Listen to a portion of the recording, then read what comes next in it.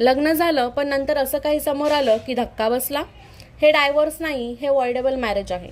90 days चॅलेंजचा आज day 23. Hindu marriage act 1955मध्ये एक concept आहे वॉइडेबल मॅरेज.